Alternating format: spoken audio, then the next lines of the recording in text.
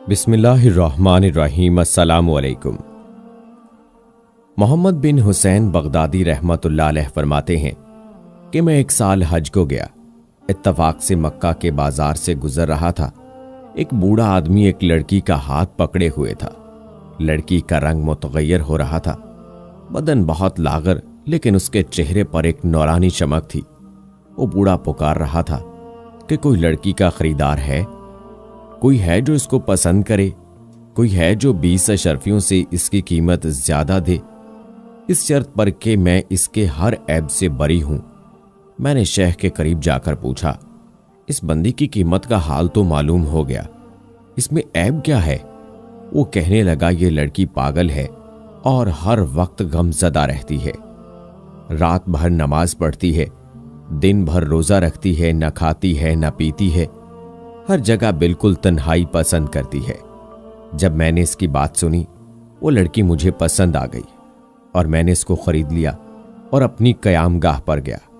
میں نے اس کو دیکھا کہ وہ زمین کی طرف سر جھکا کر بیٹھی ہے۔ پھر اس نے سر اٹھایا اور کہنے لگی، میرے چھوٹے آقا، آپ کا وطن کہاں ہے؟ اللہ تعالیٰ آپ پر رحم کرے۔ میں نے کہا، عراق ہے۔ لڑکی کہنے لگی، کون سا عراق، بصرہ یا کوفہ؟ میں نے کہا، دونوں میں نہیں ہے۔ کہنے لگی، تو کیا آپ بغداد کے رہنے والے ہیں؟ میں نے کہا، ہاں۔ کہنے لگی، واہ، تو عابدوں اور زاہدوں کا شہر ہے۔ مجھے تعجب ہوا کہ یہ بندی ایک کوٹھی سے دوسری کوٹھی والی عورت ہے، اس کو عابدوں اور زاہدوں کی کیا خبر؟ میں نے اس سے دل لگی کے طور پر پوچھا کہ تو ان میں سے کن کن عابدوں کو جانتی ہے؟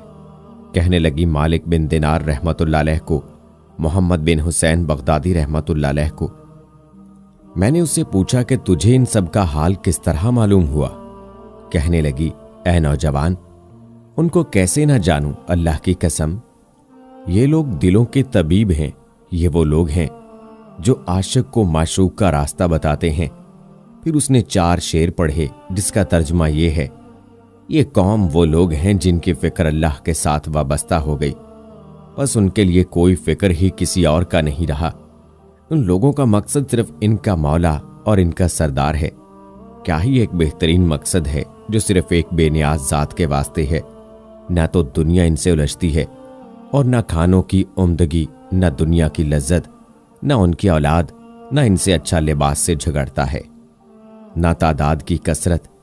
اس کے بعد میں نے کہا کہ اے لڑکی، میں محمد بن حسین ہی ہوں۔ کہنے لگی، میں نے اللہ تعالیٰ سے دعا کی تھی کہ تم سے کہیں میری ملاقات ہو جائے۔ تمہاری وہ دلکش آواز کیا ہوئی جس سے تم تمام مریدین کے دلوں کو زندہ کیا کرتے تھے اور سننے والوں کی آنکھیں بھر جایا کرتی تھی۔ میں نے کہا، بحالہ موجود ہے۔ کہنے لگی، اللہ کی قسم، مجھے کچھ قرآن پاک سنا دو۔ میں نے بسم اللہ الرحمن الرحیم پڑھا تو اس نے بہت زور سے ایک چیخ ماری اور بے ہوش ہو گئی۔ میں نے اس پر پانی چھڑکا جس سے اس کو فاقہ ہوا تو کہنے لگی، جس کے نام کا یہ اثر ہے، اگر میں اس کو پہچان لوں اور جنت میں اس کو دیکھ لوں تو کیا حال ہوگا؟ پھر کہنے لگی، اچھا پڑھیے، اللہ جل شانہ آپ پر رحم کرے۔ میں نے یہ آیت پڑھی، جو لوگ برے کام کرتے ہیں، کیا وہ یہ گمان کرتے ہیں کہ ہم ان کو ان لوگوں کے برابر کر دیں گے جو ایمان لائے اور اچھے عمل کیے، کہ ان کا جینا مرنا ایک سا ہو جائے؟ جو ایسا گمان کرتے ہیں وہ بہت بری تجویز کر رہے ہیں۔ یہ آیت سن کر کہنے لگی کہ اللہ کا شکر ہے، ہم نے کبھی کسی کی پرستش کی، نہ کسی صنم کو بوسہ دیا۔ اور کچھ پڑھیے، ہے اللہ آپ پر رحم کرے۔ میں نے پڑھا، بے شک ہم نے ظالم کے لیے آگ تیار کر رکھی ہے جس کی کناتیں اس کو چاروں طرف سے گھرے ہوں گے، اور اگر وہ لوگ فریاد کریں گے تو ایسے پانی سے ان کی فریاد رسی کی جائے گی تو تیل کی تلچھٹ کی طرح بدہیت ہوگا، اور ایسا سخت منہوں کو جلائے گا۔ کیا ہی برا پانی ہوگا، اور جہنم کیا ہی برا ٹھکانہ ہوگا۔ وہ کہنے لگی، تم نے اپنے دل پر نا امیدی لازم کر دی ہے، اپنے دل کو امید اور خوف کے درمیان معطر کرو، کچھ اور پڑھو، اللہ جل شانہ آپ پر رحم کرے۔ تو میں نے پڑھا، بہت سے چہرے اس دن خنداں و شاداں ہوں گے، اور یہ پڑھا، بہت سے چہرے اس دن کے بعد بارونق ہوں گے اور اپنے رب کی طرف دیکھتے ہوں گے۔ اس پر وہ کہنے لگی، ہائے، مجھے اس دن اس کی ملاقات کتنا اشتیاق ہوگا، جس دن وہ اپنے دوستوں کے لیے تجلی فرمائے گا۔ کچھ اور بھی پڑھیے، اللہ تعالیٰ پر رحم کرے۔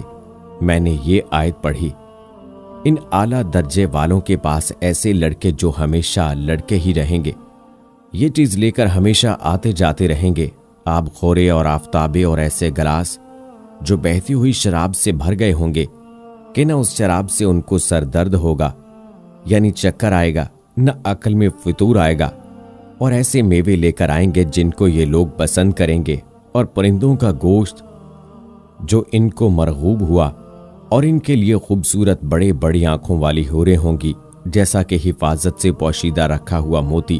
یہ سب کچھ بدلہ ہے ان اعمال کا جو دنیا میں کیا کرتے تھے۔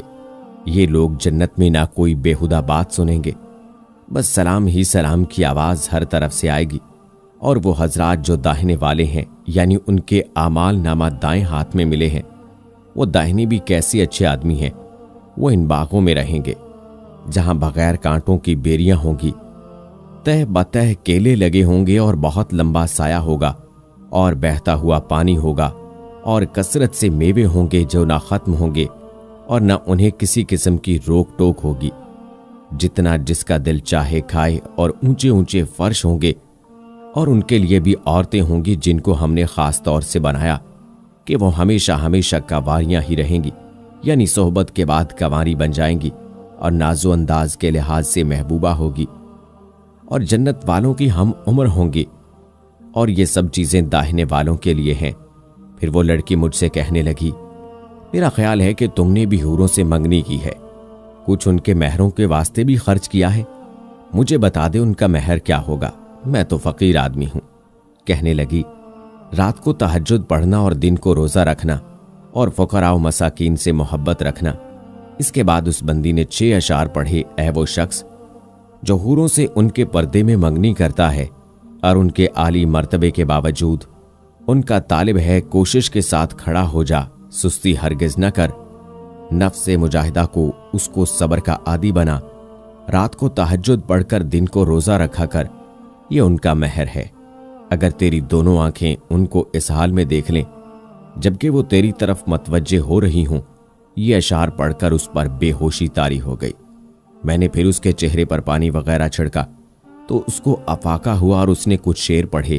اے اللہ، تو مجھے عذاب سے بچا، بے شک میں اپنے گناہ کا جو مجھ سے صادر ہوئے اقرار کرنے والی ہوں۔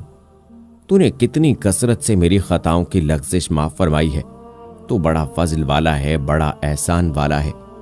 لوگ مجھے اچھا گمان کرتے ہیں، لیکن اگر وہ میری خطائیں معاف نہ کر دے تو میں بدترین ہوں۔ میرے لیے کوئی تدبیر نہیں اس کے سوا کہ تیری بخشش کی امید ہے، اور تیرے ساتھ مجھے حسن ظن ہے کہ تو ضرور کرم کرے گا۔ یہ اشعار پڑھ کر اس بندی کو پھر غشی ہو گئی۔ میں جب اس کے قریب پہنچا تو وہ مر چکی تھی۔ مجھے اس کے انتقال کا بے حد صدمہ ہوا۔ میں اٹھ کر بازار گیا کہ اس کی تجہیز اور تکفین کا سامان خرید کر لاؤں۔ جب میں بازار سے لوٹا تو وہ کفنی کفنائی خوشبو لگی ہوئی معطر ناش رکھی ہوئی تھی۔ میں اور میرے ساتھ اس کے جنازے کو اٹھا لے گئے، جنازے کی نماز پڑھ کر اس کو دفنا دیا، اور اس کی قبر پر سورہ یاسین شریف پڑھ کر اپنے حجرے میں چلا آیا۔ میری آنکھوں سے آنسو بہ رہے تھے، دل اس کے فراق سے غمگین تھا۔ واپس آ کر میں نے 2 رکعت نماز پڑھی اور سو گیا۔ خواب میں دیکھا کہ وہ لڑکی جنت میں پھر رہی ہے، نہایت مہکتے ہوئے زعفران کا باغیچہ ہے، ریشم کا اور استبرق جوڑے پہن رہی ہے۔ اس کے سر پر ایک موتیوں سے جڑا تاج تھا، پاؤں میں سرخ یاقوت کے جوتے ہیں، مشک و عنبر کی خوشبو اس سے مہک رہی ہے۔ اس کا چہرہ شمس اور قمر سے زیادہ روشن ہے۔ میں نے کہا، اے لڑکی ذرا ٹھہر، یہ تو بتا دے یہ مرتبہ کس عمل کی بدولت تجھے ملا؟ کہنے لگی، فقراء اور مساکین کی محبت سے اور استغفار کی کثرت سے، اور مسلمانوں کے راستے میں ہر تکلیف دینے والی چیز کو ہٹا دینے سے۔ پھر اس نے 3 شعر پڑھے۔ مبارک ہے وہ شخص جس کی آنکھیں رات کو جاگتی ہوں اور اپنے مالک کے عشق کی بے چینی میں رات گزار دے، اور کسی دن اپنی کوتاہیوں پر نوحہ کر لیا کرے اور اپنی خطاؤں پر رو لیا کرے۔ اللہ تعالی ہم سب کو دین کی سمجھ عطا فرمائے۔